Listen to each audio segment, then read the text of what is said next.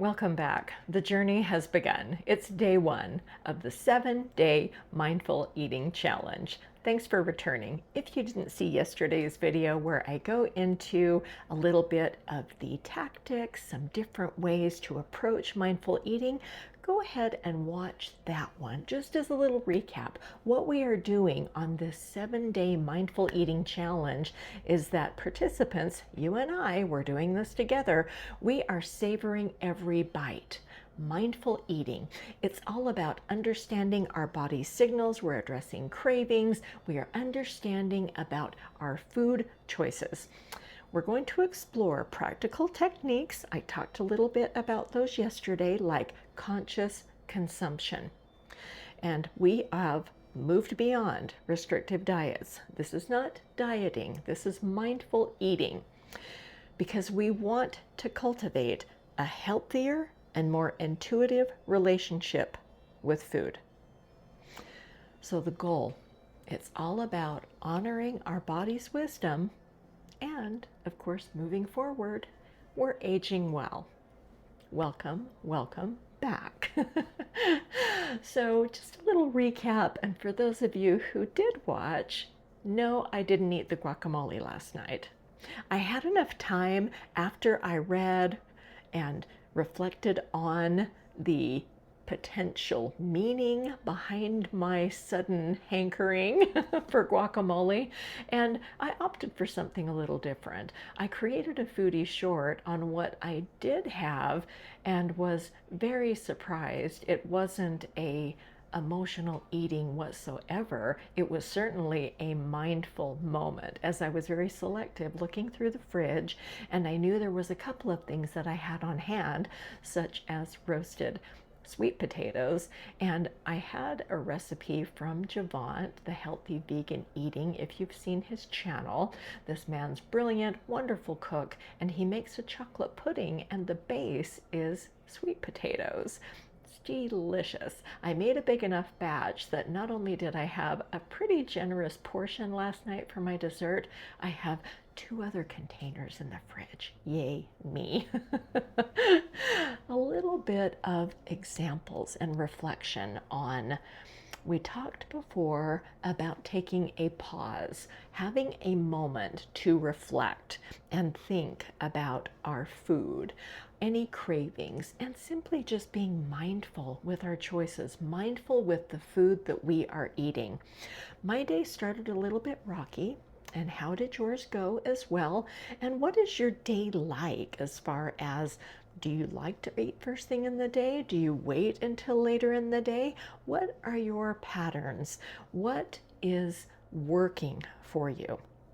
And if it isn't working, this is the perfect time to write those down. Pay attention to those, because if you're watching, if you are participating in this mindful eating challenge, then I'm guessing that you want to invest a little more in your health, and especially in your nutritional health, because after all, food is beautiful, it is delicious, and it's also the foundations of our health and well-being. We need food to survive. And if you live in the West, if you live in any country where you have a wealth of food options around you, then you are like myself. I live in the city of Salt, and I have no lack of food around me. Almost too much food at times. And that can become a little overwhelming, where mindful eating is something that we are drawn to, because oftentimes with advertising, with even ads on the radio, the visuals that are surrounding us, even on our morning or our evening commute, we are bombarded with messages about food, which give us conflicting signals to our brain, our nose. When we're smelling things, we can salivate if we have some, you're at the movie theater and perhaps you are completely full, though if you like popcorn, you smell that popcorn, you want that popcorn. There's a science behind all of that, and intellectually, I'm speaking to adults here.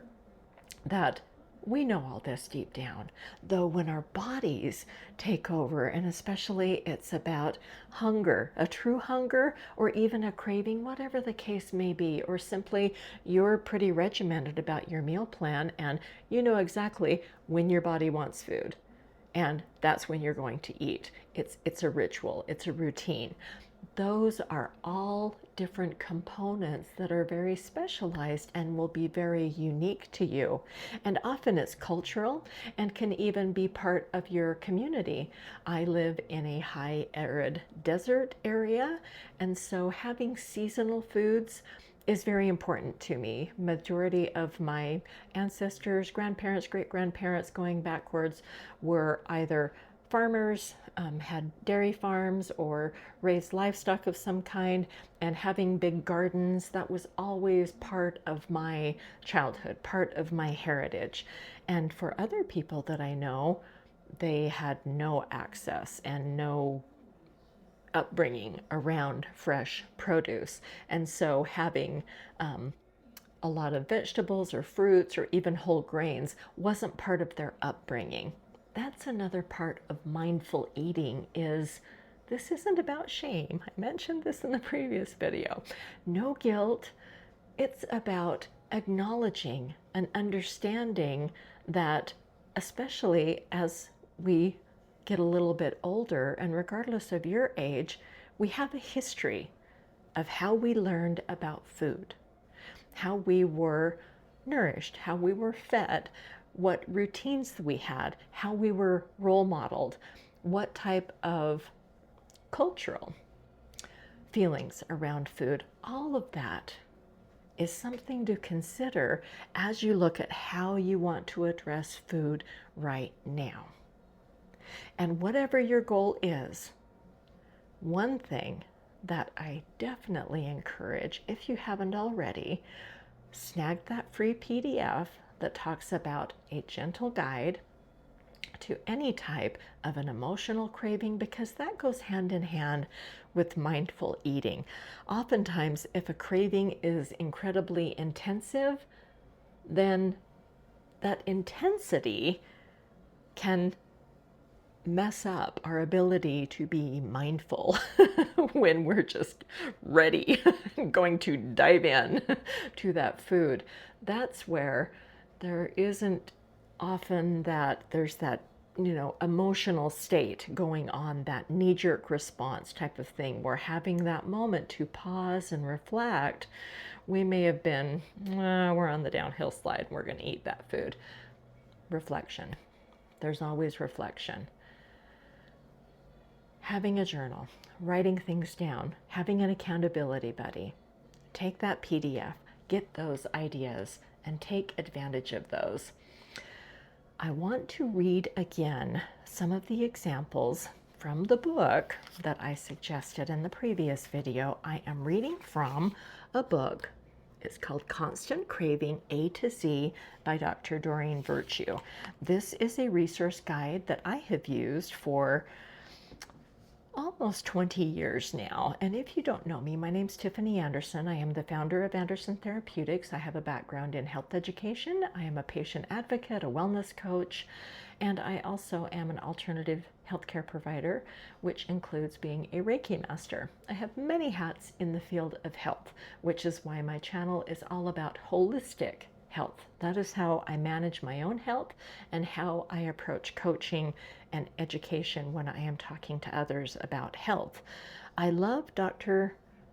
Virtue's approach with emotional eating, and I began using this not only for myself, but because the private practice I had at the time focused on women who had different chronic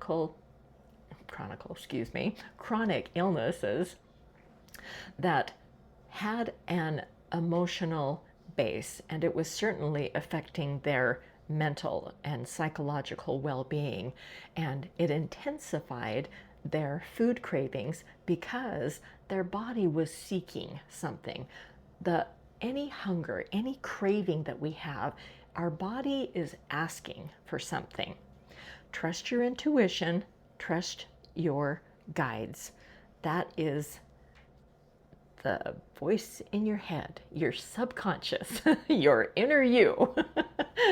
And it's, we are wise. Our body is wise. And whatever we are sensing, wanting, feeling, honor that and listen and pay attention.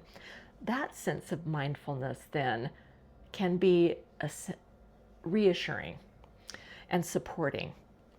One of the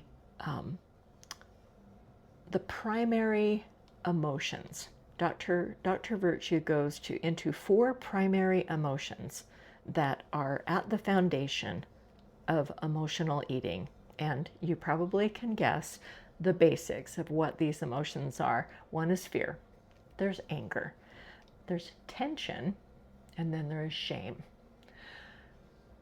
This can impact men as well as women. This isn't a gender specific. And when we address these rather than bottle them up, because by bottling them up, it will suppress, intensify, and make things worse. Her approach to looking at the underlying impact of foods and how we feel about the foods, whether it's an intense craving or perhaps it's something that just sounds really good. You've been craving it for a long time, or it's a seasonal favorite, a holiday favorite. There are any number of reasons that go into this, and whatever resonates with you, that is the fit. This isn't about a copycat and a one-size-fits-all because it doesn't work that way. We are all so unique. We all have our own backgrounds, our own likes and dislikes. My taste buds are very different from other people's and from your taste buds. We're all going to have our own preferences. She calls her approach a food craving analysis. And that's why I have brought this book into this challenge, because even if you don't have access to it, that's why I created the PDF, just to give you a little bit of a sense. And there's a lot of different guides out there. I love this one just because it is the A to Z. It's a quick little flip chart. And I read yesterday about my cravings that I had the other evening for pretzels. And I knew that was a craving. That was an emotional craving. It fit the scenario of what I'd been dealing with perfectly. I read about the avocado in the previous video, and I did have the time to reflect, and I decided not to have that food. This morning, it was, I am a morning person, and in my mornings, I have a fairly regimented, I follow a routine. I have a set amount of things that I like to complete in the morning. Morning is my favorite time of the day. It's when I feel the most energized. I can get a lot done. I'm very clear-headed. It's when I get a lot of my best writing done. And that's when I work out, and I don't get hungry until much later in the morning.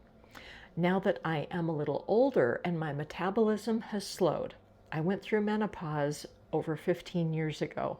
My body has changed. Honoring my body and knowing that my body needs very different things now versus what I wanted and needed even in my 40s and 50s, let alone the woman I was in my 30s and 20s. We change and we evolve.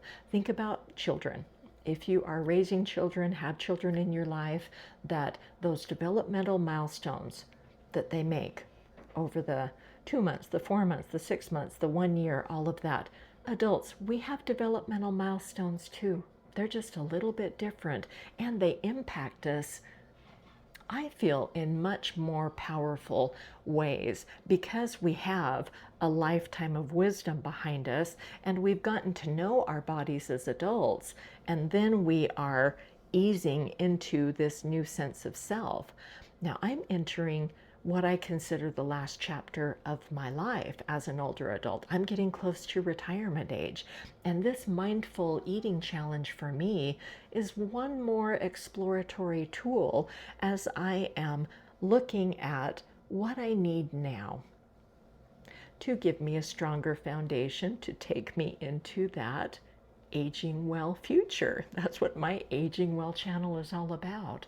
I love a holistic approach to health because it is less intrusive, it's more gentle, and I feel more proactive.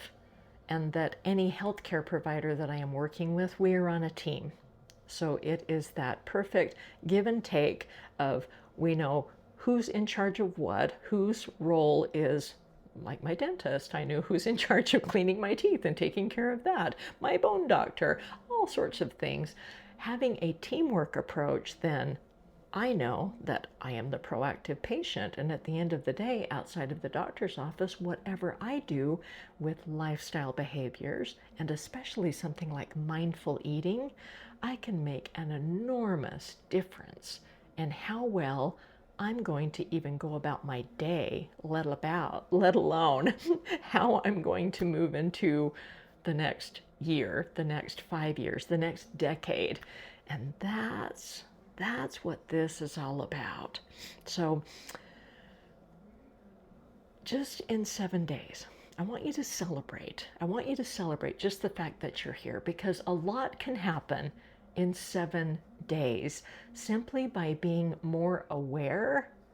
And whether you make a change to your eating habits or not, simply by taking the time and investing and listening to your body, recognizing and honoring and saying, oh, that makes sense.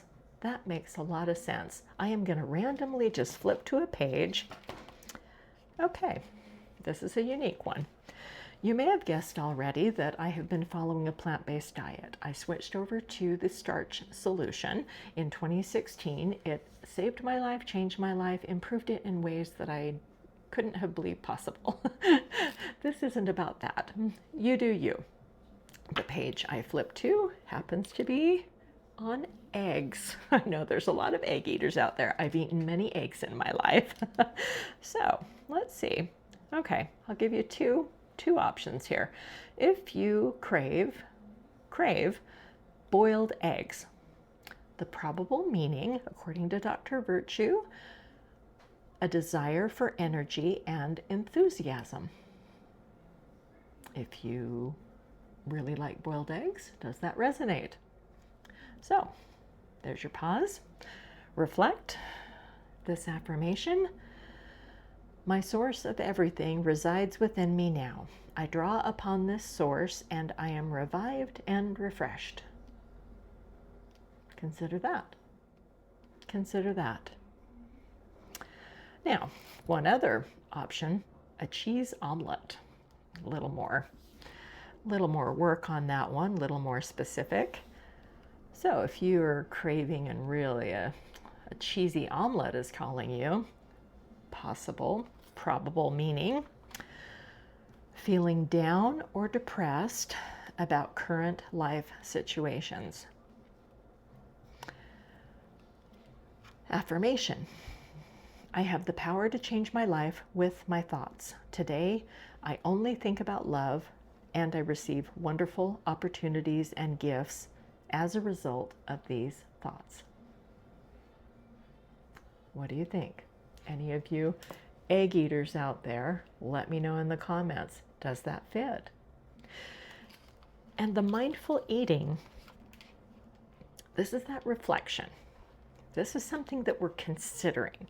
This is, if you're wanting to step in and make a change, make a choice, address, look at that craving as perhaps, yes, I probably will still eat that food. And if that is the emotion, if that is the meaning behind that, how can I also fill that need?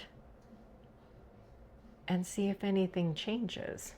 See how you feel afterwards. See if you feel full a little longer, nourished more fully, more comfortable with yourself,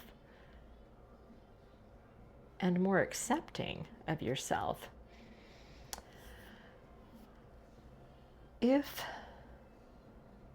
this book is something that interests you, one more thing that I find really intriguing, and I dove pretty deeply into this when I first purchased this book. She has a 5-step plan to reducing emotional hunger, and it goes much deeper. More about mindful eating on this 7 days. Just on this 7 days, be more mindful. Pay attention, write things down.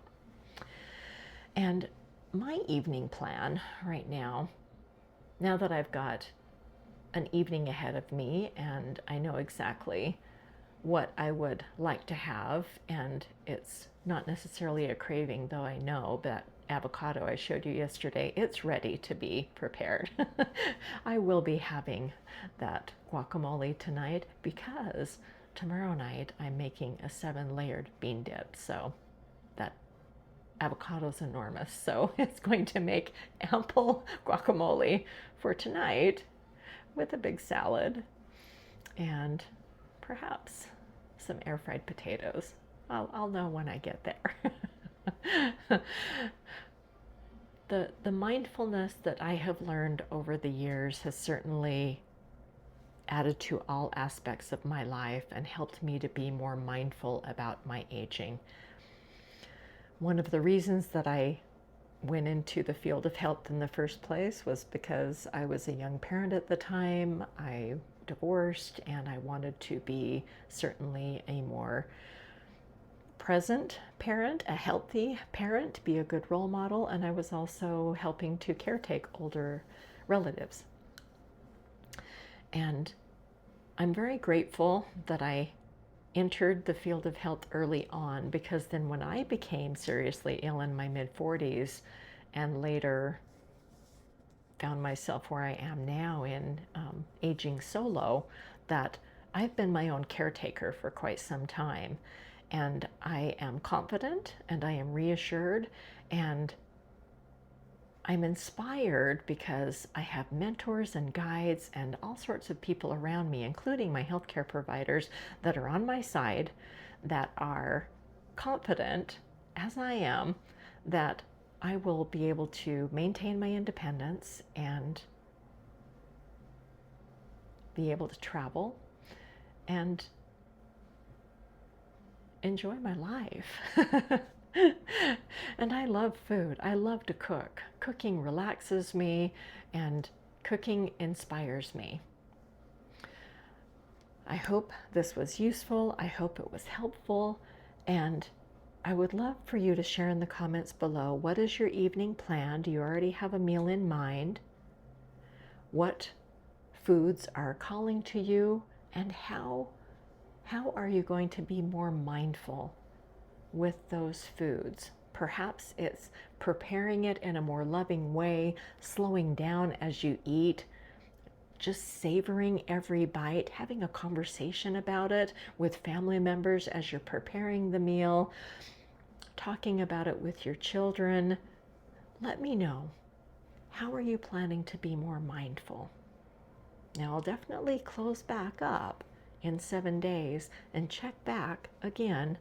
I have a whole Nourish playlist of all sorts of foodie shorts showing all of the different meals that I make. So if you are interested in just adding more plants to your diet, whether you are still eating animal products or not, doesn't matter. Whatever resonates with you. We could all use a little more fiber, a little more antioxidants, and if you're curious about how I eat the way I do, check some of those videos out. Give this a thumbs up, consider subscribing if you haven't already, and I will see you next time. Dine well.